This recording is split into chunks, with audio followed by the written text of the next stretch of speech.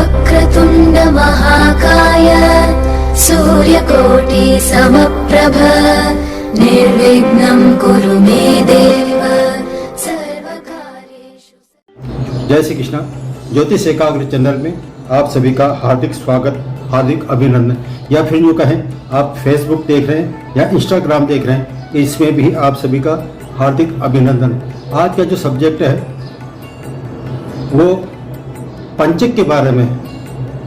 जब पंचक का शब्द आता है तो ये पंचक 5 दिनों में कोई शुभ कार्य नहीं करना चाहिए, ऐसा माना जाता है। लेकिन आज मैं आपका यह संशय दूर करना जा रहा हूँ कि कौन सा तो कार्य नहीं करना चाहिए और कौन सा कार्य करना चाहिए, क्या शुभ फल दे सकता है या क्या अशुभ फल दे सकता है। इसको अलग अलग विभाग वाइज समझाऊंगा।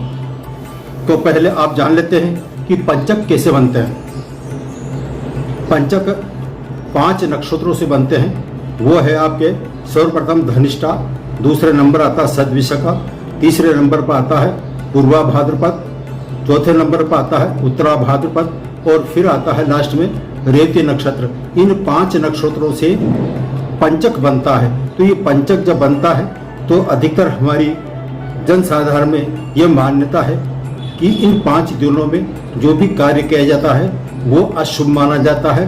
यदि किसी की मृत्यु हो जाती है तो 5 व्यक्तियों को लेके जाता है, या फिर जो भी काम करते हैं वो हमेशा अशुभ फल ही देता है।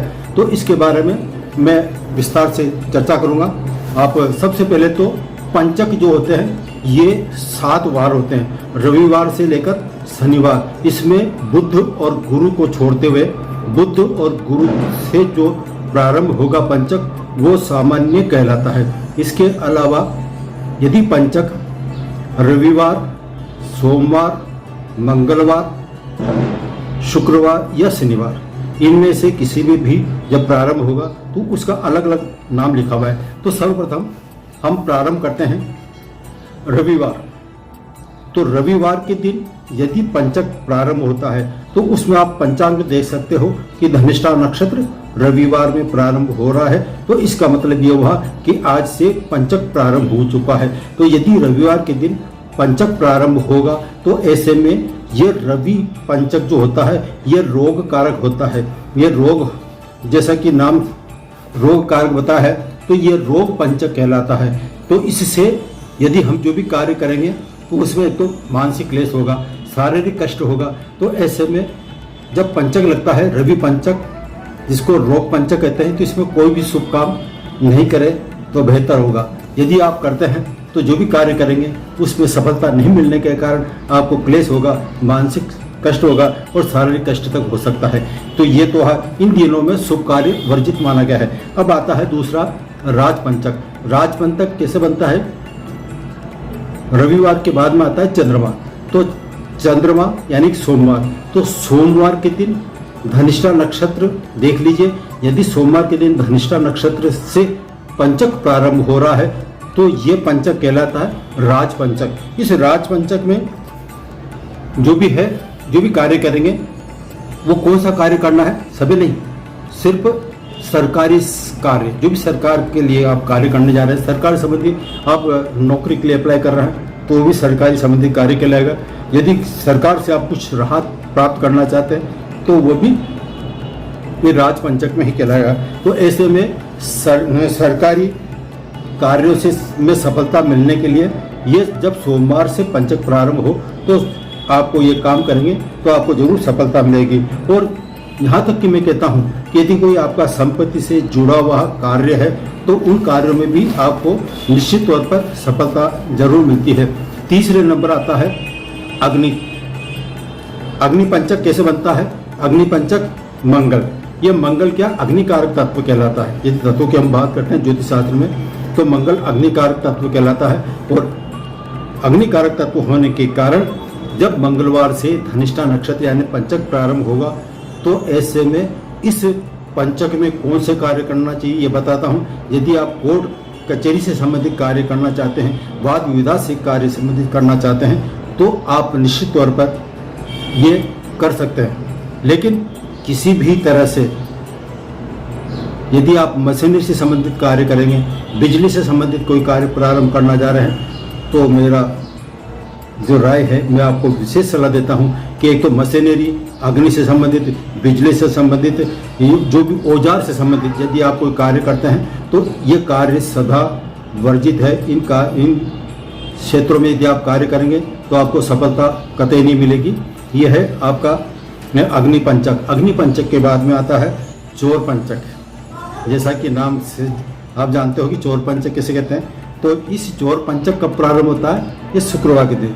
शुक्रवार के दिन से यदि पंचक प्रारंभ होता है तो इसमें लेन देन, व्यापार की शुरुआत, यात्रा और समझौता जैसे कार्य भूल कर भी नहीं करें। यदि आप इन संबंधों में यह कार्य करेंगे तो आपको निराशा ही हाथ लगेगी। अब आता है मृत्यु पंचक। अब मृत्यु पंचक जैसा कि नाम से ज्ञात हो रहा है कि मृत्यु यानी मौत।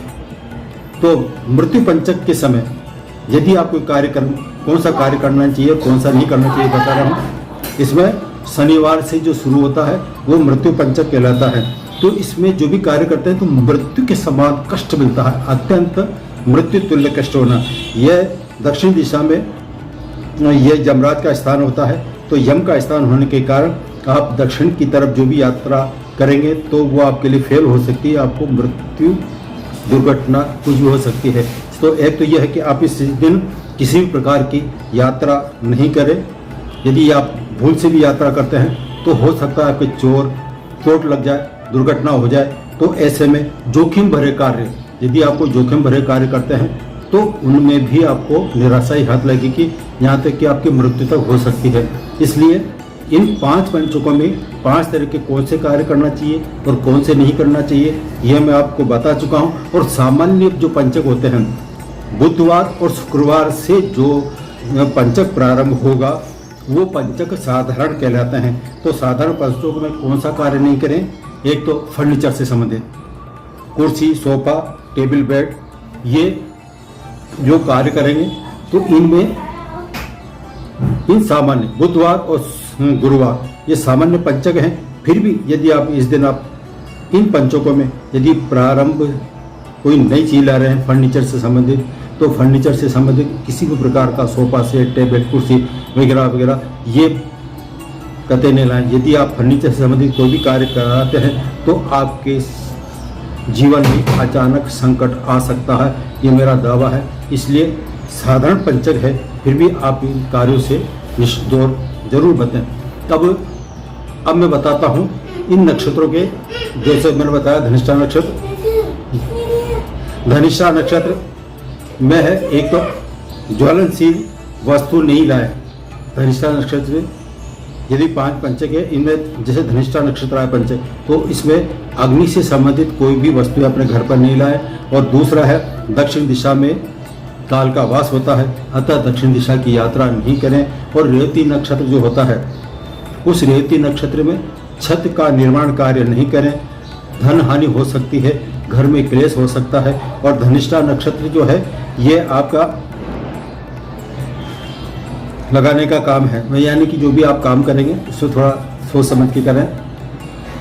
और जिसको आता है सदविशा का नक्षत्र, धनिष्ठा नक्षत्र आग लगाने का काम करता है, इसलिए इस धनिष्ठा नक्षत्र में अग्नि से संबंधित कोई काम नहीं करें। और सदविशा का नक्षत्र है, सदविशा का नक्षत्र में वाद विवाद जो भी है उनसे बचें। और सतविशा का नक्षत्र के बाद में आता है पूर्वा भाद्रपद नक्षत्र। यदि पूर्वा भाद्रपद नक्षत्र है और उस दिन कोई कार्य करते हैं तो हो सकता है आपके नया रोग पैदा हो जाए, या रोग जो भी बढ़ते हैं ना वो रोग इसी कारण से बढ़ते हैं। उत्तरा भाद्रपद नक्षत्र में यदि आप कोई भी कार्य करेंगे, पंचक कोई सा भी हो, लेकिन जो नक्षत्र बता रहा हूँ उन नक्षत्रों में यदि कार्य करने से बचे तो श्रेष्ठ होगा। उत्तरा भाद्रपद नक्षत्र में यदि आप कोई कार्य करते हैं तो आपको धन हानि होगी, लाभ नहीं मिलेगा, नुकसान ही होगा। अब आता है रेवती नक्षत्र। तो रेवती नक्षत्र में इससे बचन जाते हैं, मैं समझता हूँ रेवती नक्षत्र में धन की हानि होती है, मानसिक तनाव बढ़ता है। तो ये तो है आपके पंचक या नक्षत्रों का जो अलग अलग मैंने आपको कैटेगरी आज बता दिया। अब धनिष्ठा और शतभिषा का नक्षत्र ये चर संज्ञक नक्षत्र कहलाता है। तो इसमें वाहन खरीदना, मछली कार्य करना शुभ माना जाता है। उत्तरा आता है आपका उत्तरा भाद्रपद नक्षत्र जो स्थिर संज्ञा कहा गया है, तो इसमें नूतन गृह प्रवेश, जमीन खरीदना और वृक्ष लगाना आदि कार्य श्रेष्ठ माने जाते हैं। अब आता है रेवती नक्षत्र। रेवती नक्षत्र कौन सा कार्य करना चाहिए? रेवती नक्षत्र में आप गोल्ड यानी कि सोना खरीद सकते हैं, तो आपको फायदा होगा। यदि आप कोई कपड़े का व्यापार करना चाहते हैं, कपड़ा खरीदना चाहते हैं, तो रेवती नक्षत्र में यह काम करेंगे तो आपको निश्चित शुभ रहेगा, सफलता मिलेगी।